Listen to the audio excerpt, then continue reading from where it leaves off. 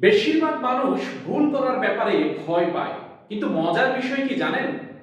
যারা জীবনে সফল হয়েছেন তারাই সবচেয়ে বেশি ভুল করেছেন। ভুল না করলে শিখবেন কিভাবে? আমরা সবসময় সেফ জোনে থাকতে চাই, আমরা ব্যর্থতাকে এড়িয়ে চলতে চাই, কিন্তু এই সেফ জোনটাই আপনাকে ব্যর্থতা থেকে আটকাচ্ছে। ভুল করা মানে হেরে যাওয়া নয়, বরং এগিয়ে যাওয়ার নতুন একটি সুযোগ। যখন আপনি ভুল করা থেকে শেখেন, তখন আপনি আগের থেকে আরো বেশি স্মার্ট হন, আত্মবিশ্বাসী হন এবং আরো অনেক বড় কিছু করতে পারেন। ভুল এড়ানো মানে সুযোগ এড়ানো, জিনিসটা একবার ভাবুন। যারা নতুন কিছু শেখে তাদের শুরুতে অনেক ভুল হয়। যারা বিজনেস শুরু করে তারাও প্রথম দিকে অনেক ভুল করেন।